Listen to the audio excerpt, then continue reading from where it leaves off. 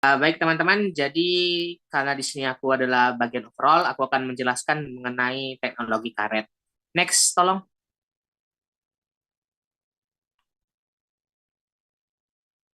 Lady, slide-nya tolong next. Nah, oke. Jadi pertama kita harus mengenal apa itu karet. Karet itu merupakan bahan polimer elastis serbaguna berasal dari sumber alami atau sintetik.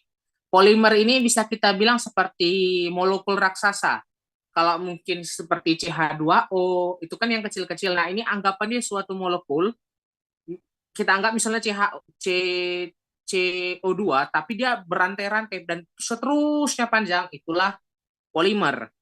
Nah, tapi polimer ini banyak jenisnya, bisa dari alami, bisa dari sintetik. Dan untuk kita pembuatan kita ini kan SBR, yaitu styrene butadiene rubber, itu jatuhnya pada karet sintetik. Kemudian kalau berhubungan dengan karet, pasti kita juga berhubungan dengan namanya elastomer. Elastomer itu apa? Elastomer itu diambil dari kata elastis dan polimer, yang berarti dia ini material yang memiliki sifat elastis, tahan terhadap tegangan dan regangan. Next. Nah, ini singkatnya saja terkait tentang sejarahnya. Nah, karet ini sudah lama dari zaman dahulu dikenal dari misalnya suku Maya, tapi penemuan benar-benar industrialisasinya itu ketika proses vulkanisasi ditemukan oleh Charles Goodyear pada abad ke-19. Inilah proses yang membuat karet dari pohon-pohon karet dari pohon karet berubah menjadi karet material yang kita temui sekarang ini. Nah, perkembangan modernnya itu kemajuan dan teknologi karet selama abad ke-20 hingga sekarang dan sistem vulkanisasi sulfur terakselerasi. Dulu vulkanisasi ini berlangsung sangat-sangat lama, tapi dengan seiringnya perkembangan teknologi, vulkanisasi sekarang semakin dipersingkat oleh adanya akselerator. Next. Nah, tadi sudah sempat saya singgung terkait karet alam dan karet sintetik. Material yang kita buat kali ini adalah yang kita jadikan ajukan sebagai judul adalah SBR atau styrene butadiene rubber. Dia jatuh di dalam bagian itu karet sintetik. Karet alam itu merupakan karet yang umumnya kita temui pada pohon. Ya, terutama di Indonesia merupakan salah satu produsen karet alam yang terbanyak di dunia. Dan untuk karet sintetik sendiri itu merupakan karet yang dia dibuat dari campuran-campuran bahan kimia tanpa adanya unsur alami. Next. Nah, secara karakteristik, karet alam itu berasal dari getah pohon Hevea brasiliensis atau umumnya kita bilang pohon karet, dan dia memiliki elastisitas tinggi serta ramah lingkungan. Dan karet sintetik, sumber atau bahan bakunya itu polimerisasi monomer kimia dengan karakteristik dapat disesuaikan untuk berbagai kebutuhan industri, tahan panas, tahan minyak, tahan oksidasi. Beda dengan karet alam yang secara kemampuannya hanya seperti itu aja. Karet sintetik bisa kita setel, bahasa lain, bahasa gampangnya. Oh, aku pengen buat supaya dia tahan panas. Aku pengen dia nggak tahan panas, tapi dia elastis sekali. Bisa kita buat, itulah karet sintetik. Next.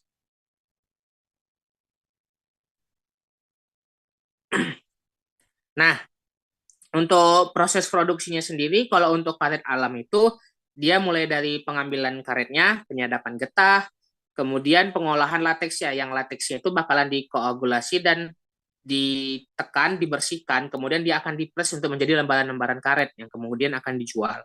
Sedangkan karet sintetik ya dia melalui polimerisasi seperti vulkanisasi, bisa dengan sulfur, peroksida dan lain semacamnya. Next. Nah, sifat-sifat karet umumnya terbagi itu menjadi mekanik, kimia, termal.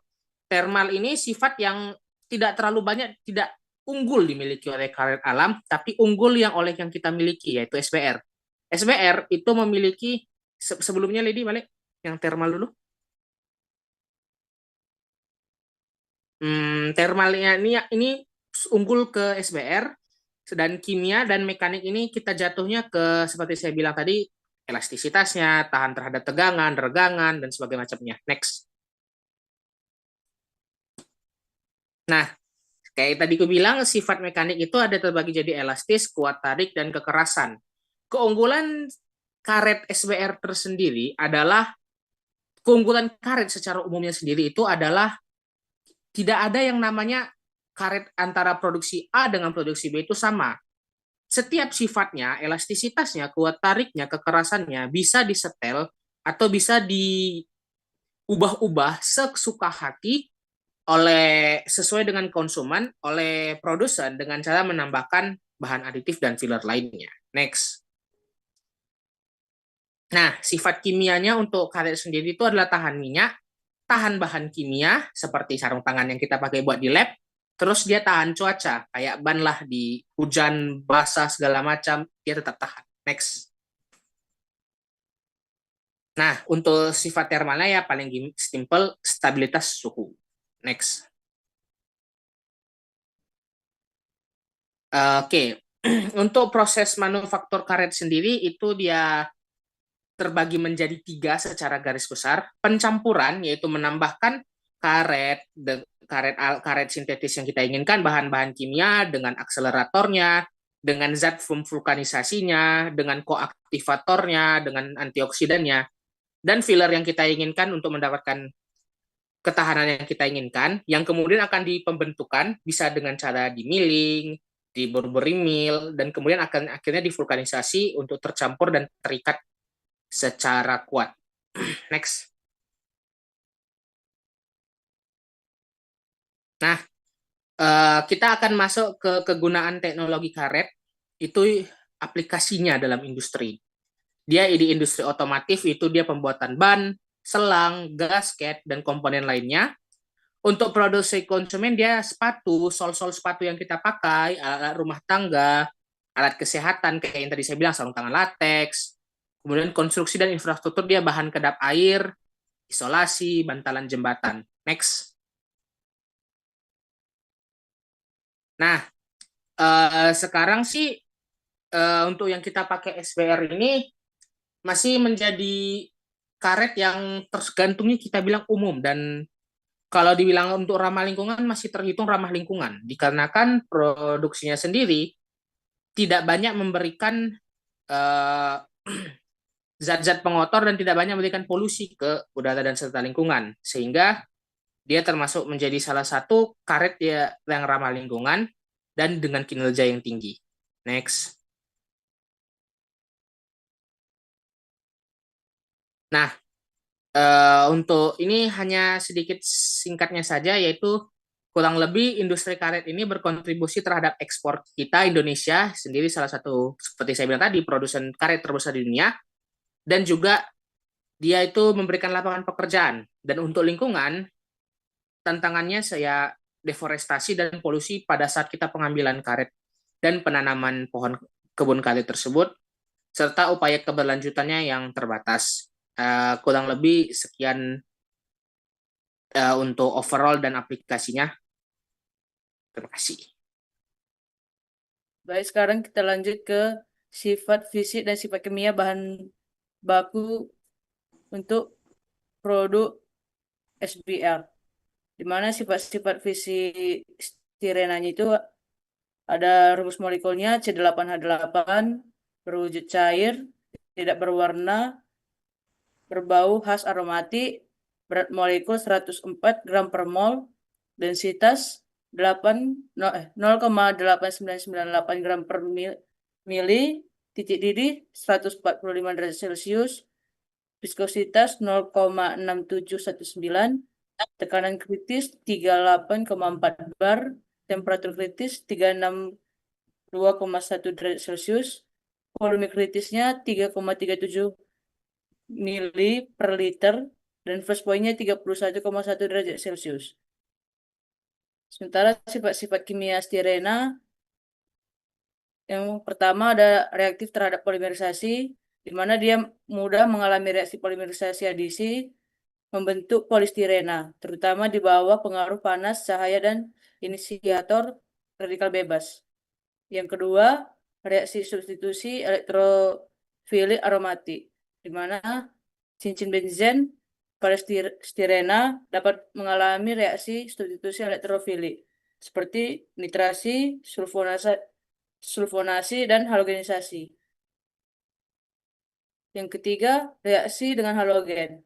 Stirena dapat bereaksi dengan halogen, misalnya yang ketiga, reaksi dengan halogen, di mana stirena dapat bereaksi dengan halogen seperti gas bromin, terutama pada gugus vinil melalui reaksi adisi.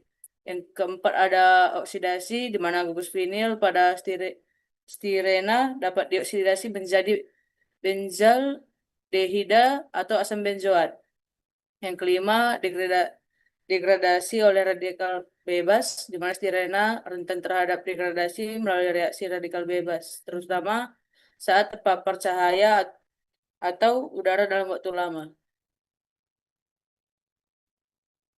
Adapun sifat-sifat fisik butadin, rumus molekulnya C4H6, berat molekul 54,09 gram per mol, berfasa cair, gravitasi spesifiknya 1,88, tidak berwarna, bau seperti bensin, titik didihnya minus 4,411 derajat Celcius, titik leburnya minus 108,9 derajat Celcius, densitas 0,61 gram per meter kubik, kemurnian 99,5%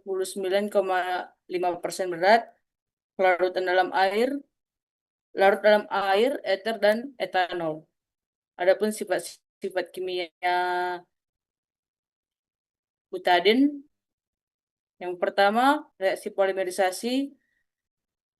Butadin sangat reaktif terhadap reaksi polimerisasi adisi dan digunakan untuk membuat karet sintetis seperti stearin butadin rubber atau butadin rubber.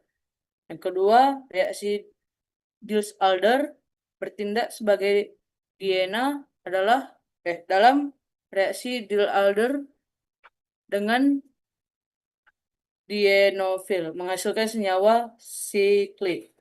Yang ketiga, reaksi adisi elektrofilik dapat mengalami adisi dengan halogen atau asam halida. Yang keempat, reaktivitas terhadap hidrogenasi dapat dihidrogenasi menjadi butena atau butana menggunakan gas H2 dan katalis logam seperti nikel melalui reaksi hidrogenasi. Yang kelima ada oksidasi. Dalam kondisi oksidatif dapat diubah menjadi senyawa karbonil seperti asam maleat, asam asetat, atau produk pembakaran seperti CO2 dan H2O.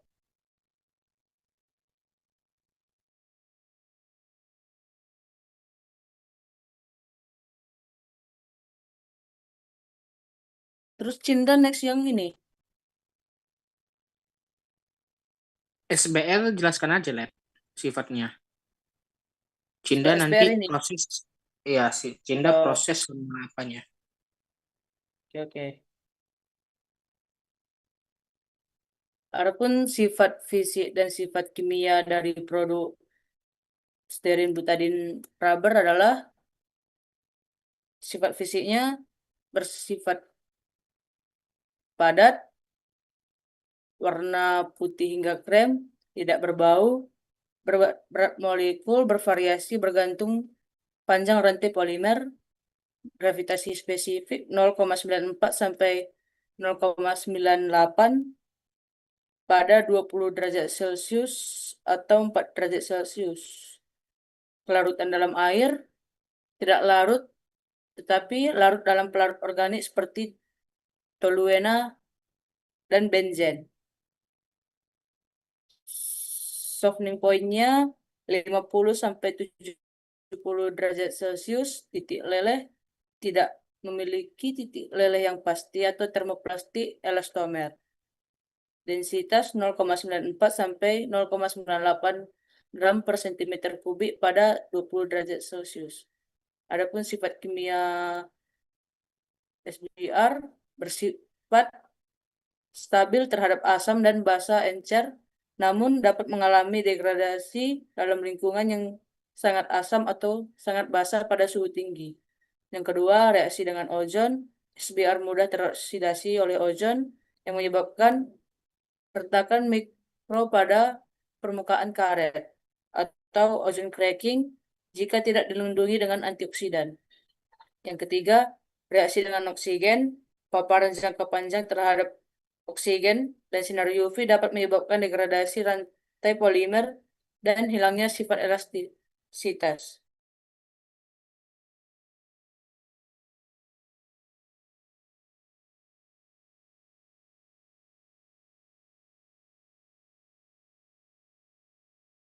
Kemudian ada tinjauan kinetika, di mana kinetika ini berfokus pada laju reaksi dan mekanisme reaksi. Kinetika ini penting dalam mengendalikan berat molekul polimer, distribusi berat molekul, komposisi kopolimer, dan laju produksi. Pada tinjauan kinetika ini ada 3 tahap, yaitu ada inisiasi, propagasi, terminasi. Di mana pada tahap inisiasi ini yaitu pembentukan radikal bebas. Inisiator seperti kalsium persulfat digunakan pada tahap ini. Radikal sulfat menyerang ikatan rangkap pada monomer stirena dan butadiena membentuk radikal aktif. Kemudian pada tahap propagasi, tahap ini yaitu memanjangkan rantai polimer. Karena SBR ini merupakan kopolimer, proses propagasi itu melibatkan penambahan acak atau terkontrol, tergantung dari kondisi reaksinya itu. Pada tahap ini, radikal aktif bereaksi dengan monomer untuk membentuk rantai kopolimer. Kemudian tahap terakhir itu ada terminasi, di mana ini tahap akhir karena polimerisasi itu merupakan dalam tahap SBR ini merupakan polimerisasi hidup, jadi dibutuhkan adanya terminasi untuk mengakhiri perpanjangan rantai. Dalam terminasi ini ada 2 cara umum, yaitu cara kombinasi dan disproporsionasi. Kombinasi ini merupakan cara penggabungan, sedangkan untuk disproporsionasi itu merupakan transfer atom H.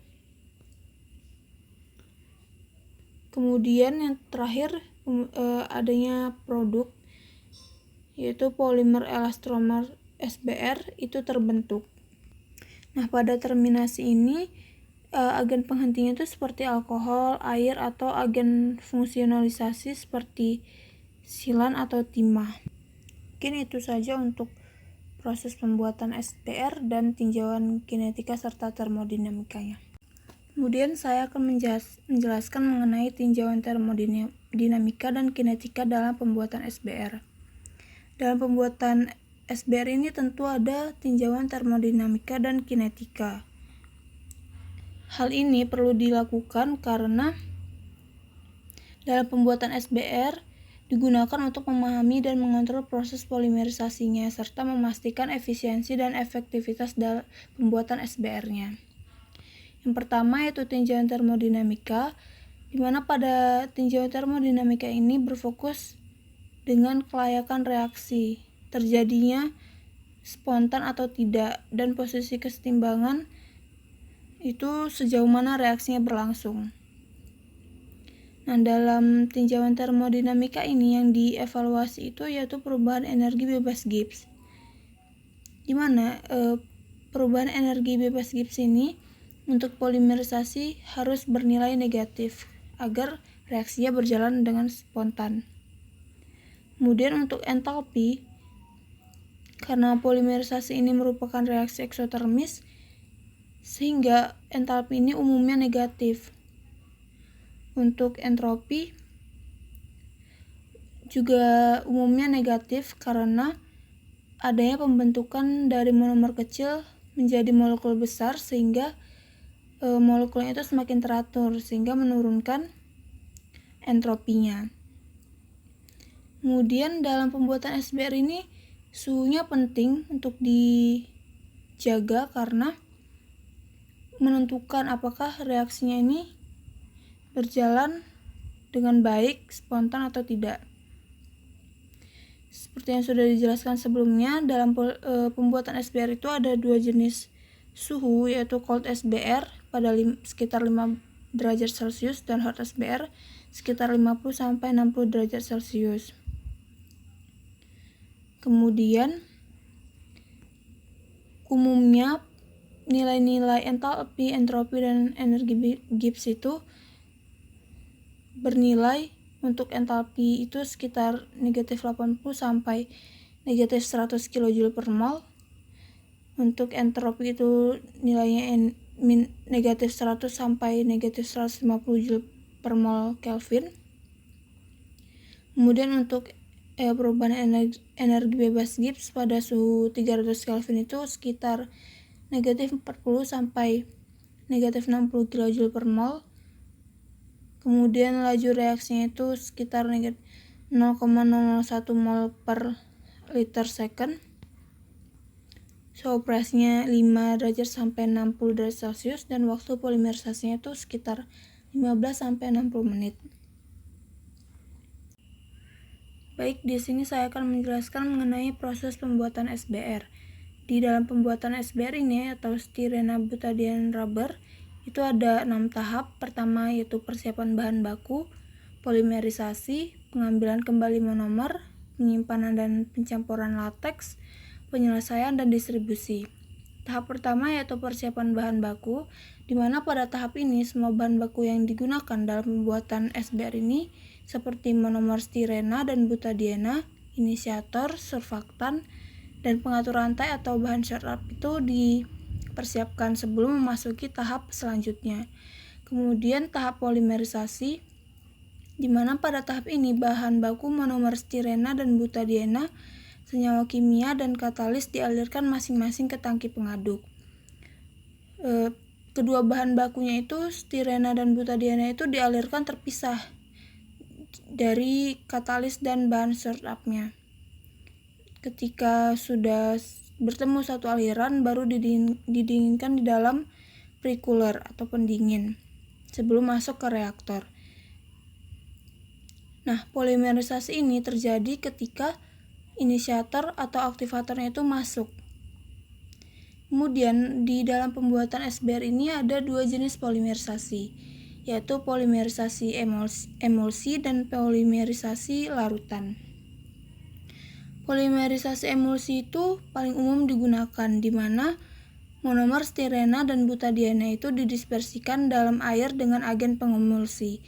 Agen pengemulsinya ini seperti sabun asam lemak atau asam rosin untuk membentuk emulsi. Pada polimerisasi emulsi ini, bahan yang digunakan itu styrena sekitar 25% dan butadiene sekitar 75%. Ada air, agen pengemulsi atau surfaktan, dan inisiator radikal bebas, serta stabilizer. Polimerisasi emulsi ini paling sering digunakan di pabrik-pabrik karena pengendaliannya mudah, produk lateksnya dapat langsung digunakan, reaksinya lebih cepat, hemat biaya, dan produksinya itu bisa dalam skala besar. Sehingga alasan inilah yang menyebabkan polimerisasi emulsi sering digunakan di pabrik-pabrik hingga saat ini. Kemudian ada jenis polimerisasi larutan, di mana pada polimerisasi ini melibatkan monomer dalam pelarut hidrokarbon. Bahannya itu pada polimerisasi larutan ini ada monomer styrena dan butadiene, katalis, dan pelarut hidrokarbon. Polimerisasi larutan ini mulai dikembangkan setelah ada polimerisasi emulsi. Penggunaannya belum banyak karena biaya yang digunakan cukup mahal dan pelarut yang digunakan itu cukup banyak. Penggunaan pelarutnya itu menurunkan laju reaksi dan panjang rata-ratanya. Hal ini menyebabkan polimerisasi larutan itu jarang digunakan. Namun, jika ingin membuat produk yang berkualitas tinggi, pabrik biasanya menggunakan polimerisasi larutan ini. Nah, dalam pembuatan SBR ini juga ada dua jenis suhu yang digunakan, yaitu cold SBR itu pada sekitar 5 derajat Celcius. Kemudian ada hot SBR itu sekitar 50-60 derajat Celcius. Nah, setelah dari tahap polimerisasi, kita masuk ke tahap pengambilan kembali monomer, di mana lateks yang masih mengandung 40% monomer tidak bereaksi dipanaskan dan dimasukkan ke tangki flash untuk memisahkan butadiena pada kondisi vakum, kemudian dialirkan ke pemisah stirena. Kemudian monomer stirena dan butadiena yang sudah dipisahkan ini bisa digunakan kembali sebagai bahan baku. Lateks yang sudah terpisah dialirkan ke tahap pencampuran. Kemudian masuk ke tahap penyimpanan dan pencampuran. Lateks yang sudah dipisahkan dari monomer tidak bereaksi dialirkan ke tangki pencampuran, dicampur dengan antioksida dan minyak emulsi. Kemudian tahap penyelesaian, di mana pada tahap penyelesaian ini ada dua tahap, yaitu proses basah dan proses kering. Pada proses basah, lateks digumpalkan dengan air garam dan partikel terpisah itu dicuci. Kemudian pada proses kering, partikel lateks yang sudah dicuci dan dikeringkan di dalam dryer, lalu dilewatkan di dalam baler dan dibungkus dengan plastik polietilena. Kemudian tahap terakhir, distribusi untuk dikirimkan ke konsumen.